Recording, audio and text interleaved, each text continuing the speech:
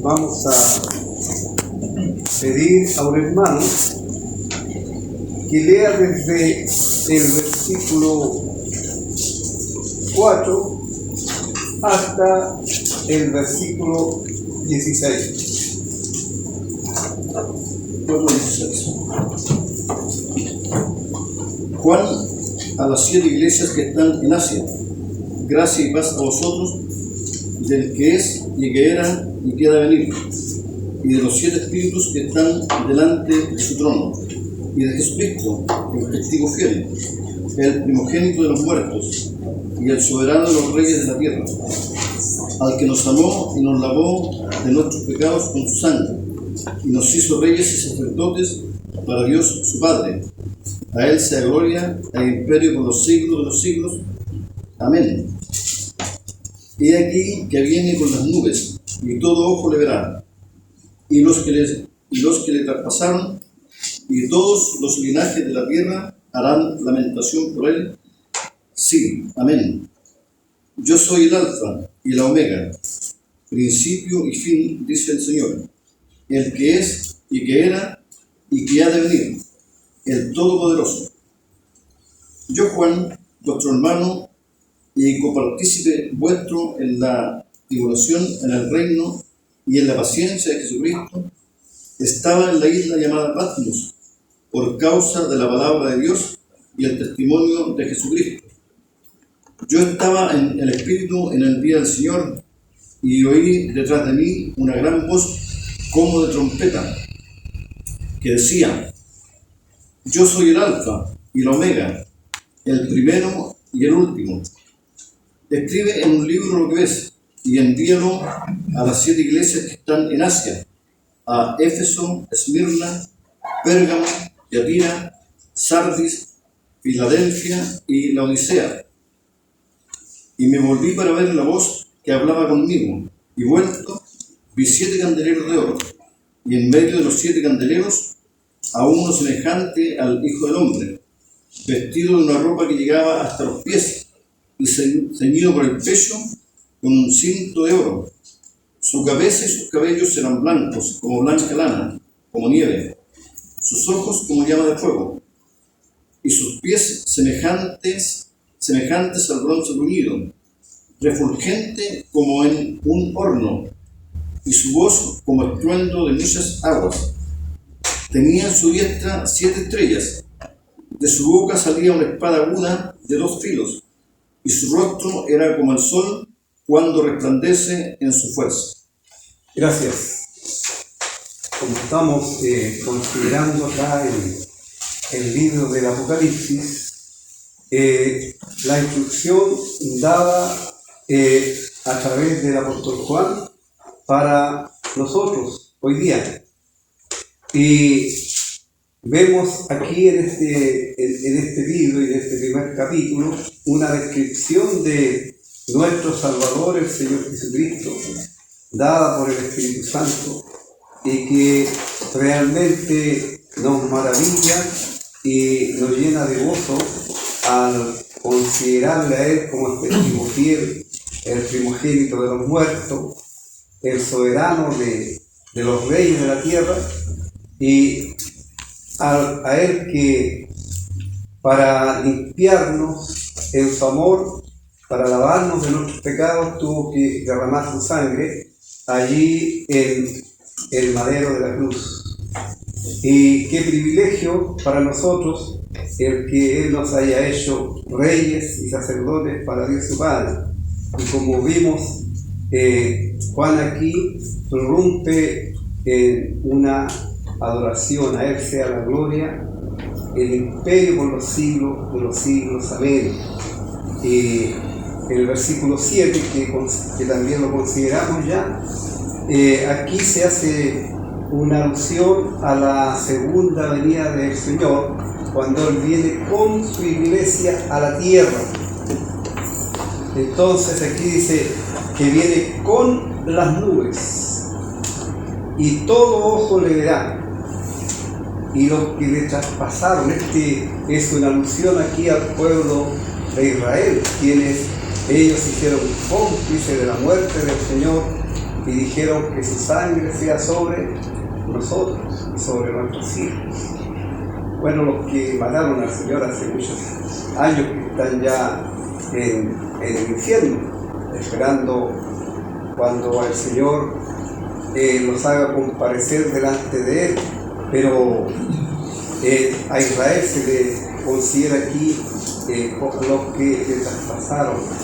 Y todos los linajes de la tierra van a lamentar aquellos que no quisieron obedecer al Evangelio, no escucharon la voz de Dios, no aceptaron la palabra de Dios y se complacieron en vivir de acuerdo a sus propios razonamientos, de acuerdo a sus propios caminos, y no hicieron un alto en ellos, pensando que, como dice la palabra de Dios, hay caminos que al hombre le parecen derechos, pero su fin es de muerte. Entonces no se detuvieron, no hicieron un alto.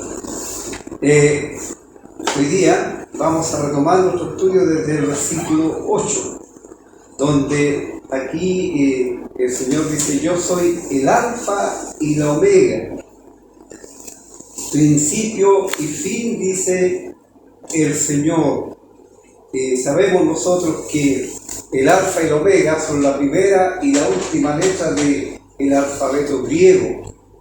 Así el Señor es el que comenzó y el que va a terminar toda la obra hasta llevarla al fin. Esto también nos habla de que el Señor Jesús le vemos a Él a través de toda la Biblia. La Biblia es cristocéntrica. Le vemos a través de toda la Biblia. Así, no solamente en algunos pasajes, sino Él es el corazón de la Biblia y también, por cierto, es la base de la fe de los creyentes. Y aquí es interesante que dice el Señor. Llama la atención, ¿cierto? Que no dice Jesús o dice Cristo. Dice el Señor. Él es el Señor. Y Él es el Señor nuestro. Lamentablemente no siempre nosotros le reconocemos como nuestro Señor, porque si le reconociéramos, entonces tendríamos que ponernos bajo el señorío de Cristo.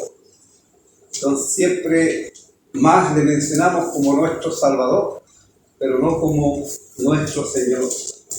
Y nuevamente aquí dice: el que es, Él es el eterno, el que era y el que ha de venir, el todopoderoso. Ahí tenemos, ¿cierto?, otro de los atributos de el Dios eterno, y que los tiene aquí el Dios encarnado, el Señor Jesús. Así vamos a dejar abierto el estudio de este versículo para que los hermanos participen y tengamos un estudio dialogado. Estamos contentos de ver a nuestros hermanos de la Unilla.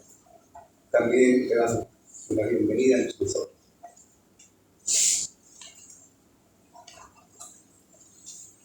Interesante que si el alfa y la omega, el principio y el fin, este mismo versículo casi exacto aparece en el capítulo 1 de Apocalipsis y aparece también en el último capítulo de Apocalipsis. Aparece en el primer capítulo y aparece en el último capítulo, reafirmando esa verdad. Capítulo 22, versículo 13, dice: yo soy el alfa y la omega, el principio y el fin, el primero y el último. Bienaventurados los que lavan sus ropas para tener derecho al árbol de la vida. Solamente decir eso, que en este mismo libro, esa verdad de ser el primero y el último se reafirma con que este verso aparece en el capítulo 1 y en el último capítulo de Apocalipsis. En el capítulo 11, la idea de la intención se repite 3 veces. Se lee en el versículo 8: yo soy el alfa y el omega, principio y fin, dice el Señor. El 11, que decía: yo soy el alfa y el omega, el primero y el último. El 17, cuando le vi caí como muerto a sus pies, y él puso su diestra sobre mí diciendo: diciendo: no temas, yo soy el primero y el último. Y es una reiteración que nos debe hacer pensar que, bueno, definitivamente el Señor es el principio y el fin de todo. Él culmina con esta preciosa verdad de que Él es el último. Después de eso ya no, y ya la obra está realizada de salvación. Así que algo nos quiere decir el Señor con estas afirmaciones. Tres cosas acerca de este título. Bueno, hasta este versículo yo contabilizo 8 títulos asignados al Señor. Rápidamente: Jesucristo, el testigo fiel, el primogénito de los muertos, el soberano de los reyes de la tierra, el alfa y la omega, el principio y fin, el Señor, el que es y que era y que ha de venir, el todopoderoso. En promedio, un título por versículo. Y esto da cuenta o reafirma la verdad de que este libro es la revelación de Jesucristo. Aquí se revela a Cristo tal cual es. Ahora, al mencionar el yo soy, como hemos dicho otras veces, aquí mismo se asigna a Cristo, o el mismo, porque es el que está hablando, yo soy, lo dice una persona. El yo soy es el nombre con el cual Dios se dio a conocer a su pueblo, ¿ya? Cuando se revela a Moisés, dice ¿cuál es tu nombre? ¿Con qué nombre les voy a presentar a los israelitas? Él dice: yo soy el que soy. Y el yo soy es el eterno, ¿ya? Esa es la idea del yo soy, el eterno, el Dios eterno. Así le conocen los judíos a Dios, le conocen como el eterno, porque el yo soy implica permanencia, es siempre existente, sin principio ni fin. Y lo reafirma con este título, como ya se ha mencionado, Alfa y Omega. El alfa, como se indicó la semana pasada, alfa y omega son la primera y la última letra del alfabeto griego, que tiene 24 letras. Por lo tanto, él no solamente es en el sentido de que es el primero y el último, él es el alfa, y también es todas las letras que están a continuación de la alfa, la beta, la gamma, la delta, etc., hasta llegar a la omega. Por lo tanto, él es el principio de todas las cosas. Él es el desarrollo de todas las cosas y Él es el eterno, ¿ya? Él es la causa, Él es el origen, Él es el desarrollo y Él es la meta, Él es el fin, ¿ya? Él es el fin. Esto engloba todo lo que es Cristo y la importancia que Él tiene, no solamente en la historia bíblica, sino que también debiese ser la importancia de nuestras vidas. Ahora, esto como algo se indicó la semana pasada, es como si nosotros en el día de hoy dijéramos la A y la Z. ¿Ya? El abecedario completo, por así decirlo. En ese tiempo se hablaba del hebreo, de la alfa a la B, a la omega, se podía escribir todo lo que uno quisiera hacer un libro, la expresión de la palabra, ¿ya? Hoy también, ¿cierto? Los niños comienzan a aprender el abecedario desde la A hasta la Z, es lo primero que aprenden, y así empiezan a escribir, y así pueden plasmar las ideas que tienen en la mente, la plasman de forma escrita.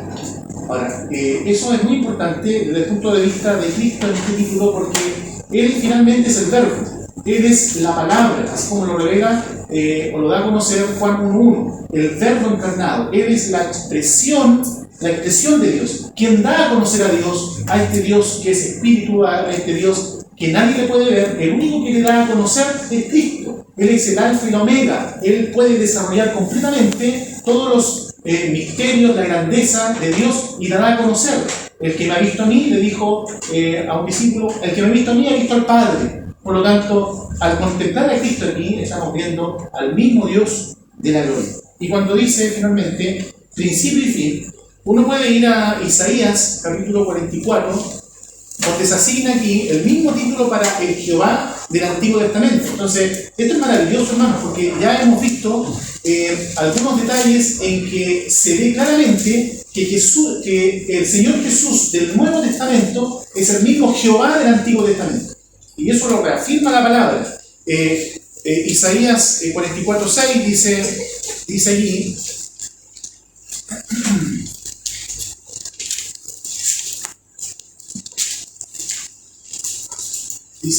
así dice Jehová, Rey de Israel, y su Redentor, Jehová de los ejércitos: yo soy el primero y yo soy el postrero, y fuera de mí no hay Dios.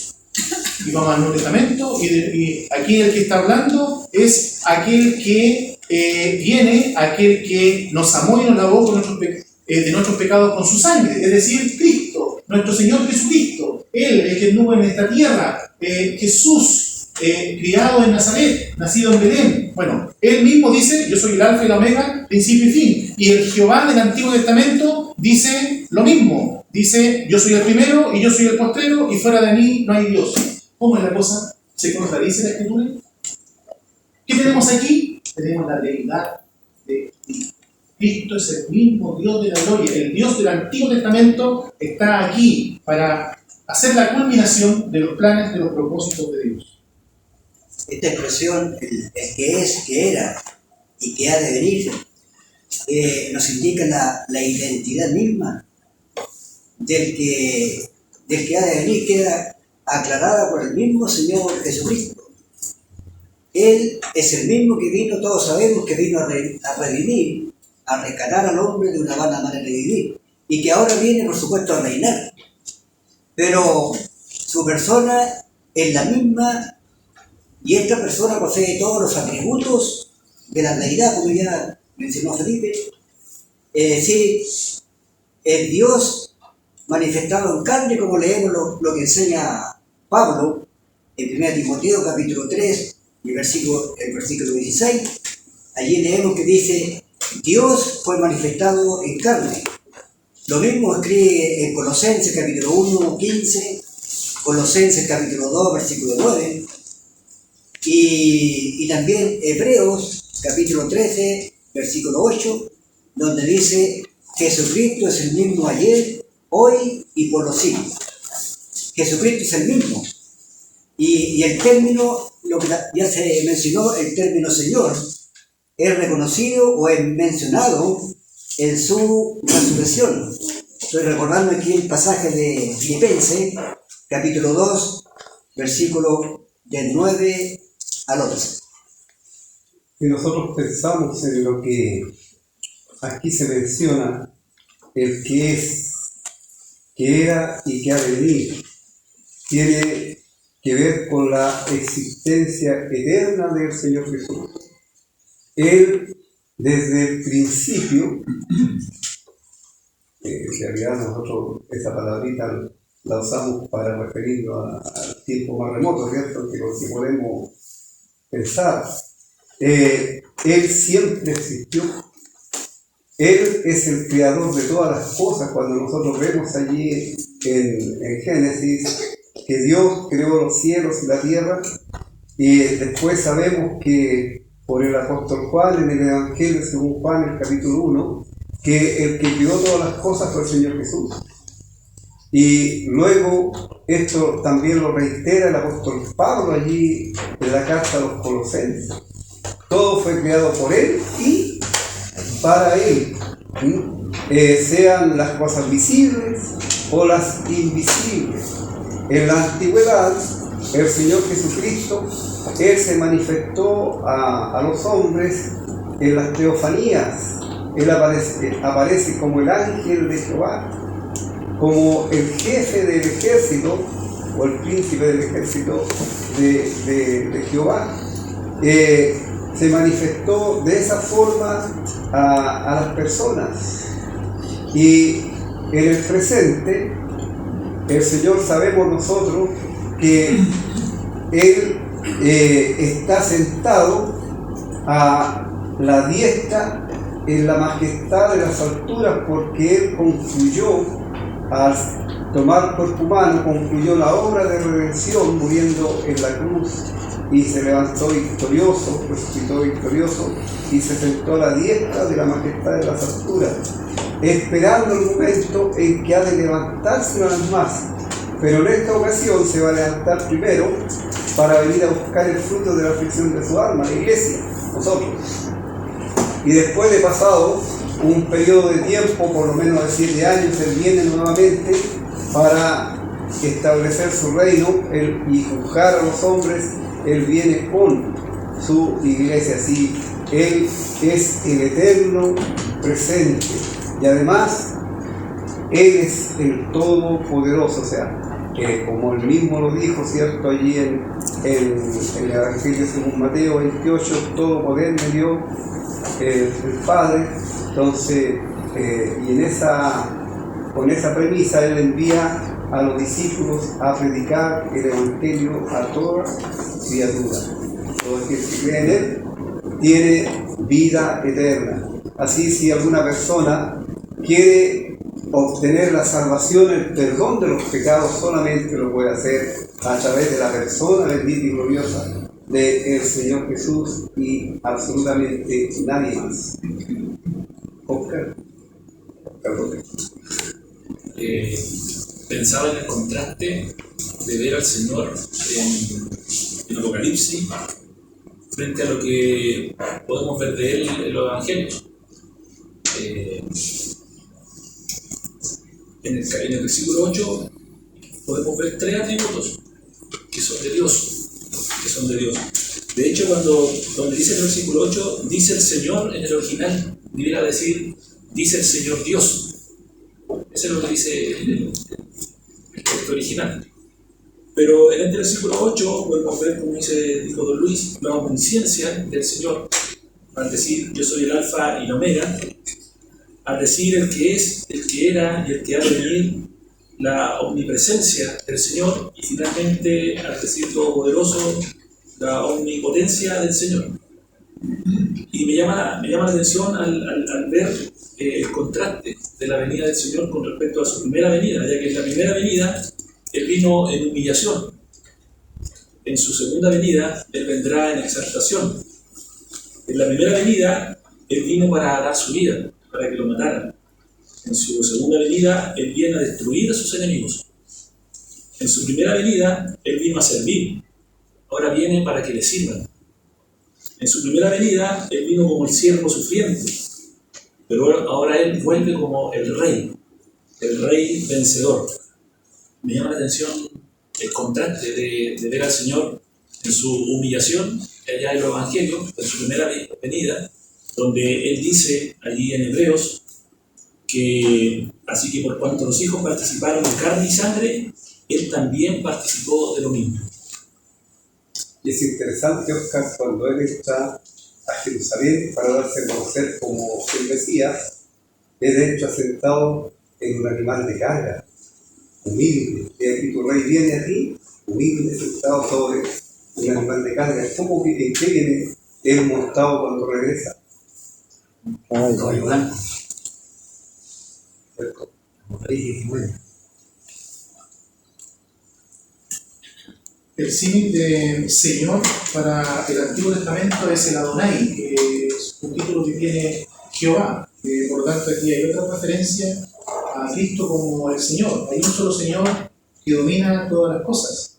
Y además, cuando se menciona que Él es también el Todopoderoso, cuando uno piensa en esa palabra o en ese título Todopoderoso, quiere decir que está asignado o involucra a una sola persona, porque no pueden haber dos todopoderosos. Solamente puede haber uno. Él tiene todo el poder y el poder está concentrado en una sola persona. Por algo se dice que es el Todopoderoso, no hay otro más.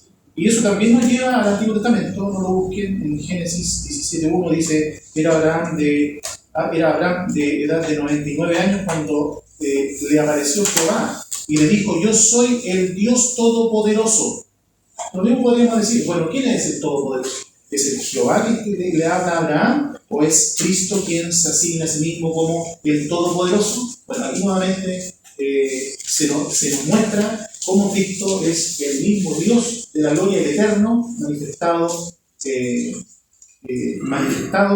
en forma corporal para poder así lavarnos de nuestros pecados con su sangre, porque para poder obrar la obra, Él tenía que tener un cuerpo humano para poder derramar sangre. Y por eso la obra es grandiosa.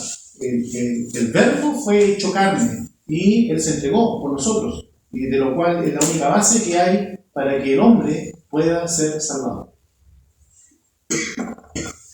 La frase el Señor en los labios de Juan, podemos pensar en la vida de Juan, el Señor, en comparación a otras personas que también le llamaron Señor a nuestro Señor Jesús.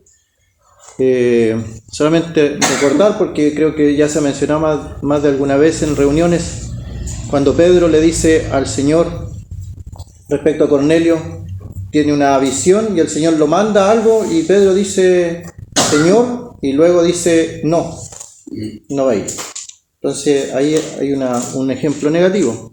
El otro, en Hechos capítulo 9, está Ananías. El Señor también lo manda a hacer algo con Saulo de Tarso y Ananías da una excusa, Señor, y comienza la excusa, he oído de muchos males que ha hecho este hombre, y al final el Señor vuelve a repetirle el mandato y ahí Ananías va, ve, levántate y porque la ha visto en visión. Y se mencionaba cuando el Señor entra en un pollino, ese pollino lo van a buscar unos discípulos y dicen, si les pregunta, ustedes le dicen porque el Señor lo necesita, y esa persona entonces entrega su pollino. Hay un caso positivo. Y el otro personaje es Tomás, que después de su incredulidad, el ver para creer, decimos nosotros, Tomás aplica esta frase, Señor mío y Dios mío. Después que ve al Señor y el Señor lo reprende, le dice, mete tu dedo en mi mano, tu mano en mi costado, no seas incrédulo sino creyente. Y en el caso de Juan, cuando todos los discípulos se fueron a esconder en la crucifixión del Señor, ¿quién estaba a los pies de la cruz junto a las mujeres? Estaba el apóstol Juan. Vimos en los primeros versículos cómo a Juan también aparece en la historia, cómo lo castigaron con aceite hirviendo y al no morir lo envían a la isla de Patmos. Pero él nunca negó al Señor. Nunca, en el caso de Pedro hubo una negación, pero Juan nunca, siempre, y fue el discípulo que estuvo hasta más viejito, hasta más anciano, según la historia también. Y recordemos por qué algunos huyeron en el momento de la crucifixión, por miedo de los romanos, y él no tuvo miedo y estuvo ahí, y fue el discípulo que, según la historia, vivió más años. Entonces, ver la frase en Juan, dice el Señor, obviamente tiene un peso ahí. Todo lo que el Señor le decía, él también lo hacía y lo practicaba. En cuanto a lo mismo, me acordé del texto para seguir con la idea, cuando dice el mismo Señor, dice, no todo el que me dice Señor, Señor entrará en el reino de los cielos, sino el que hace la voluntad de mi Padre.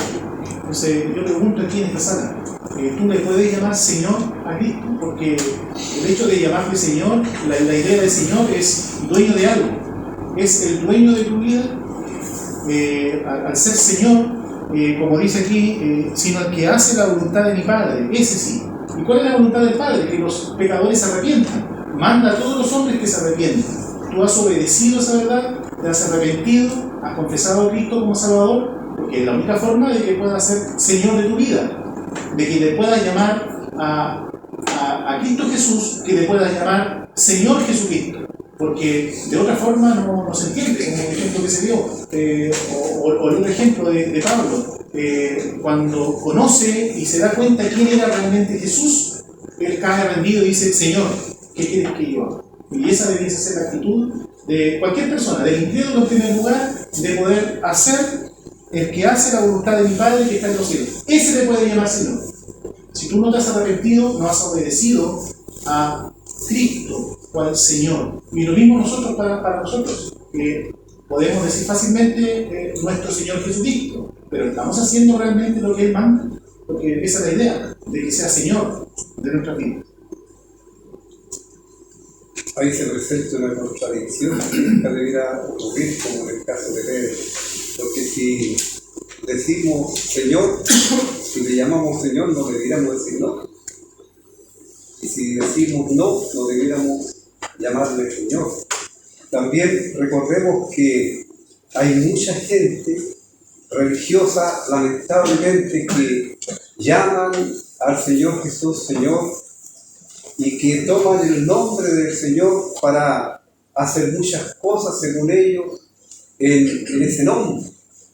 Pero si nunca han nacido de nuevo, si nunca se han encontrado con el Señor, si no han sido transformados por la gracia de Dios, eso no les sirve absolutamente de nada.